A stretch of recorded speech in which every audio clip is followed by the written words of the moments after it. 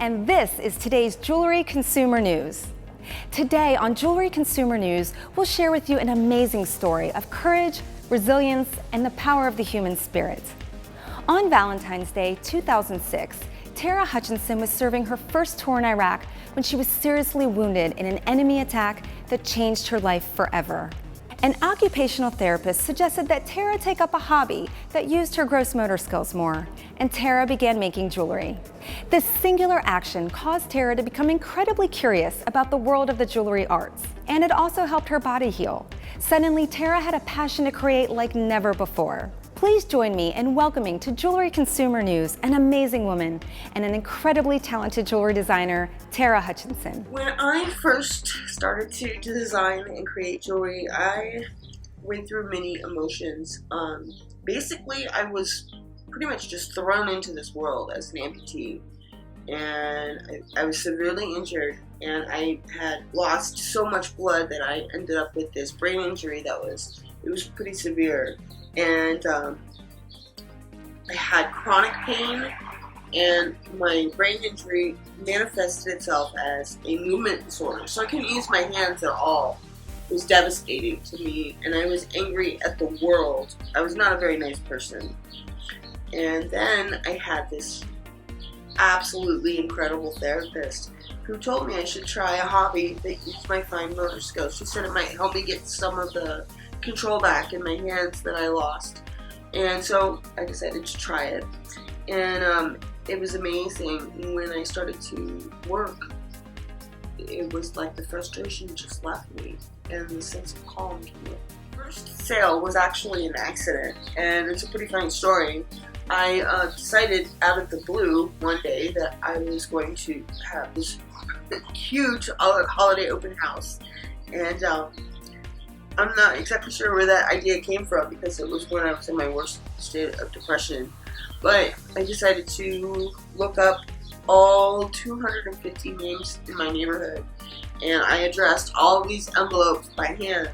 And I remember going to the mailbox and putting them in the mailbox, and as they left my hand, an impending sense of doom came over me, and I was totally paralyzed with fear.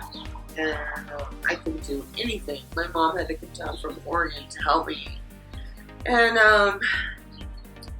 then, as my guests started to arrive and my friends started to show up, they gave me such an amazing response to my jewelry that it really made me feel good. And I knew that I'd be doing this for a long time.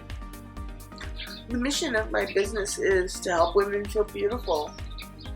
Because I remember what it was like to be so dark and down on myself when I was depressed, that I really needed that extra push of something beautiful to help me feel better about myself. And I know my jewelry can fulfill that role for women, and I really want to share that with the world. If you'd like to see more of Tara's unique handmade jewelry creations, please visit her website at tarahutchjewelry.com or follow her on Facebook. And now, how about this story on Jewelry Willpower, courtesy of Fox 2 KTVI St. Louis. Jewelry Consumer News wants to know how far you'd go to find your lost engagement or wedding rings. Let's see what this happily married couple did to save theirs. These are wedding rings, one of them with a 12.5 carat diamond. Woo! Wow. And the Squateries of Clarkson Valley had to get dirty, stinky, and lucky to get them back. When I saw that mound of trash, I said, we're doomed. It's the story of a 12-carat needle in an 8-ton garbage haystack. It started Sunday in the Squateri family kitchen. So I was washing my hands, and I took my rings off and just was drying them in the napkin, and the doorbell rang. And Sunday night, her husband was cleaning up around the sink. Early Monday morning, the Meridian waste truck picked up the garbage. Carla Squateri's rings mixed in with the trash of more than 900 customers. And I picked it up, and I was like, oh my God. Joe Evans of Meridian Waste would end up finding the rings, but after a few prayers and phone calls, the Squateries realized those rings were in the garbage. And minutes before they hit the landfill, Meridian diverted their truck to a transfer station, and the dig was on. We had these white jumpsuits on, we had helmets on, we had masks, we had goggles, we had these little tweezers that like we would do. Ghostbusters. We felt like Ghostbusters, you know. And We dumped it and dug through 8 tons of garbage. I mean, everywhere you look, there was a wadded piece of napkin. There must have been thousands and thousands. So Millions. it was very discouraging. I'm crying. I'm very upset. You know, we have 4 children. One is a girl. I'd planned to leave them to her. And I turned around and I said, I found it. And nobody heard me at first. So then I screamed. I was like, hey, I found it. And they turned around, their eyes got real big, and she ran over. She goes, oh my God. And so my wife started hugging him. I couldn't get to him fast enough. And he gave them to us. I put him on dirty and everything. I didn't care. It just goes to show you that there are compassionate people out there today. It's not all about dollars. I think we're blessed. Now let's hear what you, our viewers, have to say about the stories you heard on this edition of Jewelry Consumer News. I was really inspired to read about Tara's story. It's just amazing how, you know, one door closed, but she made another door open and discovered this amazing passion and talent that she has for creating these pieces of art. When I look at her collection, you can definitely see the love that goes into each piece. And it's almost as if she highlights the imperfection of each piece. And to me, that makes each piece that much more organic and special and authentic.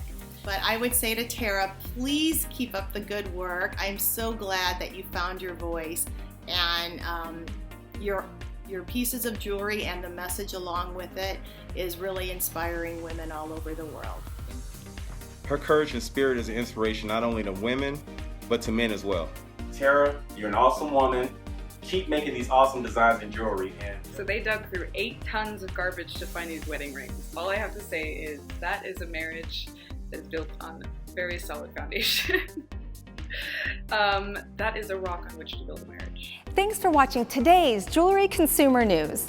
To find out more information on Jewelry Consumer News, please visit our website at jewelryconsumernews.com or find us on Facebook or YouTube. I'm Elaine, reminding you it's the consumer's opinion that counts.